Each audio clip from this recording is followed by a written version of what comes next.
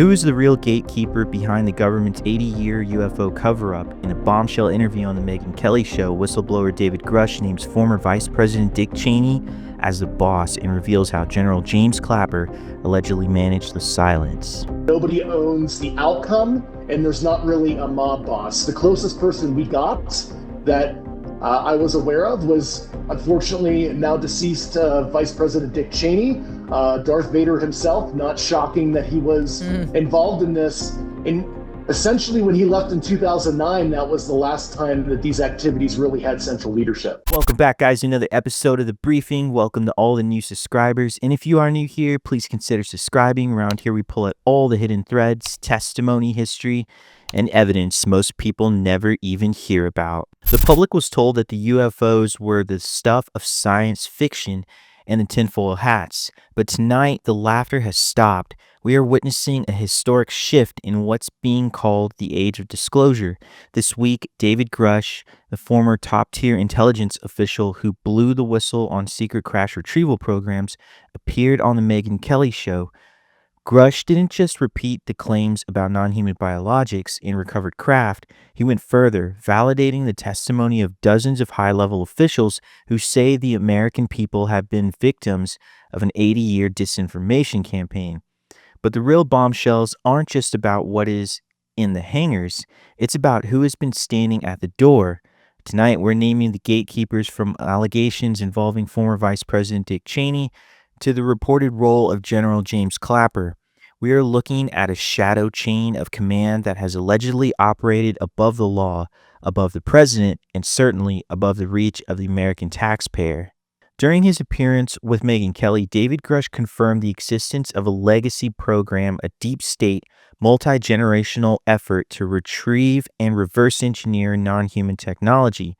But to understand how a secret this massive stays hidden for 80 years, you have to look at the man allegedly holding the keys, former Vice President Dick Cheney. In the world of disclosure, the allegation isn't just that Dick Cheney was aware of these programs, it's that he was the boss. That isn't a new rumor. In fact, we look back at the infamous alien interview case involving the whistleblower known as Victor.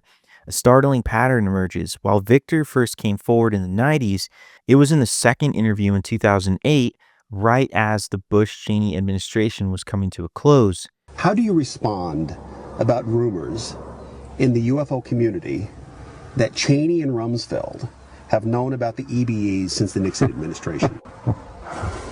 Well, certainly Cheney knows everything there is to know within the government.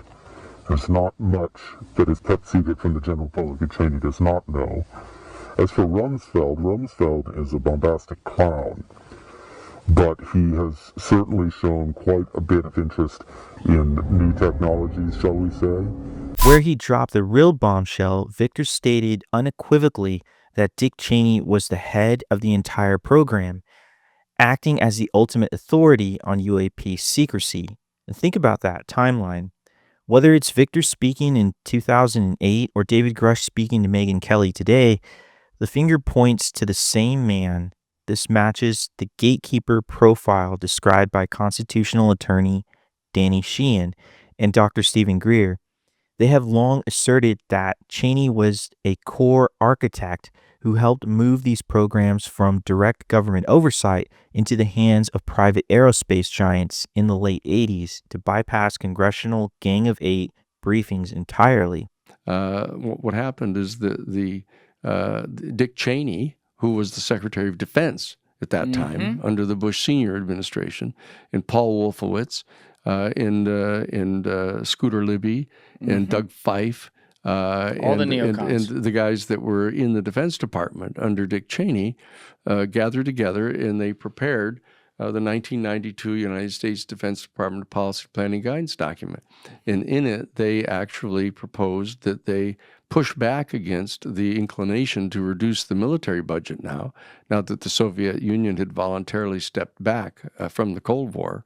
The technical backdoor for this control was likely the continuity of government protocols.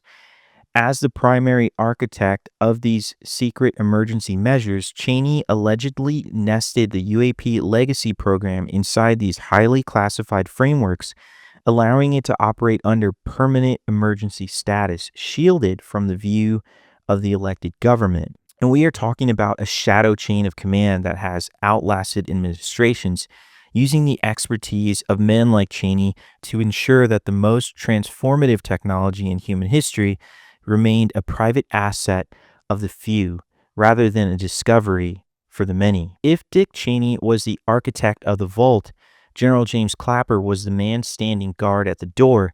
As the former director of national intelligence, Clapper was the man responsible for the entire U.S. intelligence apparatus. His job was to know everything. But here is the parallel we cannot ignore. In 2013, Clapper sat before Congress and told a blatant lie about the NSA spying on Americans, later calling it the least untruthful answer he could give. So what I wanted to see is if you could give me a yes or no answer to the question, does the NSA collect any type of data at all on millions or hundreds of millions of Americans? No, sir. It does not. Not wittingly. There are cases where they could inadvertently, perhaps, collect, but not wittingly. Now, in the wake of David Grusch's testimony on the Megyn Kelly Show, we are seeing the same pattern applied to the most sensitive secrets in human history. The bombshell is that Clapper was allegedly aware of the retrieval program as far back as 2009, when he was caught in the paper trail regarding the management of sensitive special access programs. Yet for years he maintained a public posture of total denial. This is the Clapper doctrine: protect the secret at all costs, even if it means misleading the people you are sworn to serve. Jim Clapper, guy's never talked about this topic in his life. He's in his 80s. He was the head of Air Force Intelligence. He was the director of national intelligence. Never publicly spoken about UAP. He comes out and does the interview, and he told me, he told me that he was doing it because it was important to do and that the people needed to know. And he drops the bomb in the film that UAP activity over Area 51 is real. It's in fact real. And he goes on the record saying that the Air Force has had a program to investigate this stuff, whereas the Air Force is saying they haven't had a program since Project Blue Book. In a stunning turn of events, Clapper actually participated in the new documentary, The Age of Disclosure. But why? Because the whistleblowers are moving in safety in numbers. They are forcing the gatekeepers out into the light. Clapper can no longer hide behind a least untruthful answer when men like David Grusch are standing right behind him with the receipts. I'm a little bit disappointed as a fellow Air Force officer, and certainly General Clapper rose to the ranks as 3-star general. That's all he said in the documentary, that was a program he was aware of. In fact, without being inappropriate, I will say that General Clapper was well aware of the crash retrieval issue, managed the crash retrieval issue, and when he was the DNI, USDI, and DIA director, he placed people in critical roles to manage this issue, both publicly and I'll just say non-publicly as well.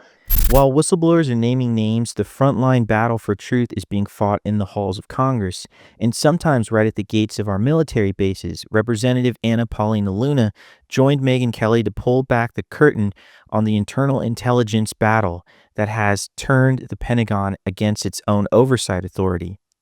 Luna recounts a high-stakes confrontation at Eglin Air Force Base that sounds like something out of a political thriller. Along with Representative Matt Gaetz and Tim Burchett, Luna was initially blocked from the meeting with pilots who had encountered UAPs. She described a massive fight with the base commander just to get in the room. Even then, the military refused to show the elected officials the actual imagery of the craft. And in a moment of sheer persistence, Luna asked one of the witnesses to pick up a pen and draw exactly what they saw. That sketch, provided by a credible military official, now sits as a piece of evidence the Pentagon never wanted Congress to have. Basically, in a nutshell, Representative Gaetz, Burchett, and I went out to Eglin, and of course, they tried to cancel the meeting. We got the meeting back on, and then once we were there, we were actually denied access. We got into a massive fight with the base commander. We went in and out of the skiff, and then ultimately, without saying too much, part of how we got some of the information that we did is I actually had asked one of the witnesses to draw for me the photograph or the image of this thing that was essentially being denied to us. And also there was a video I saw last month with Rep. Luna. She didn't go too far into it, but she stated that she was in a skiff and something happened to Grusch, and I wonder what happened. I believe this was a different incident than the one she mentioned on Megyn Kelly.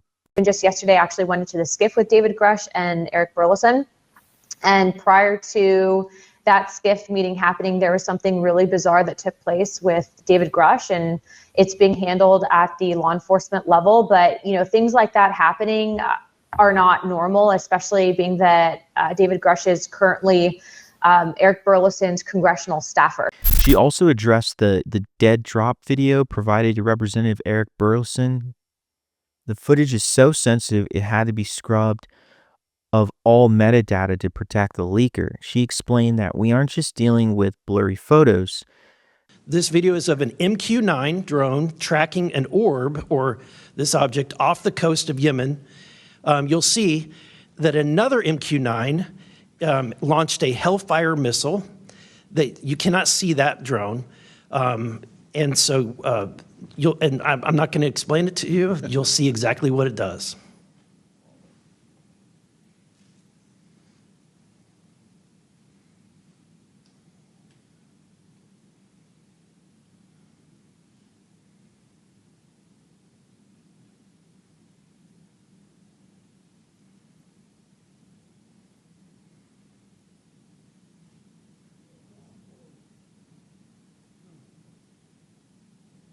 Relying on the breakthrough theories presented in the Age of Disclosure, Luna explained that these crafts likely operated within a space-time bubble.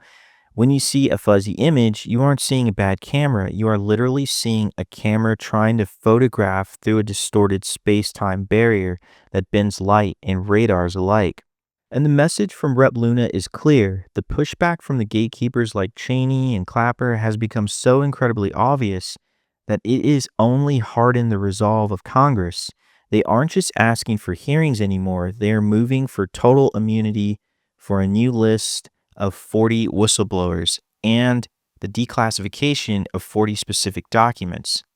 The battle lines are drawn.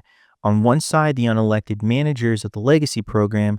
On the other side, the people's representatives who are done being told they don't have a need to know. And I like that. This isn't just a story about aliens, it's a story about your money. David Grusch testified that these programs are funded by misappropriated taxpayer dollars, part of the trillions that the Pentagon simply cannot account for during its failed audits. If programs are being run by private contractors and overseen by figures like Cheney and Clapper without congressional oversight, we no longer have a representative democracy in the sector of national defense. We are looking at a legacy program that has become a sovereign entity unto itself, answerable to no one. The question isn't just what is in the hangars, it's who gave them the right to hide it. The end of the secret is clear that David Grusch's appearance on the Megyn Kelly Show marks a point of no return. When you have 34 high-level government officials from astrophysics to former cabinet members all pointing to the same gatekeepers, the wall of secrecy starts to crumble. Whether you believe in non-human intelligence or not, you must care about the fact that a shadow government has allegedly been spending your money and managing your future without your consent. The Age of Disclosure isn't just about what's in the sky, it's about restoring the rule of law to the halls of power. And what do you think about David Grusch's appearance on Megyn Kelly? Let me know in the comments below. And that's all I've got for you today, guys. Keep asking the questions, stay curious, and keep the conversation alive, and I'll see you on the next briefing.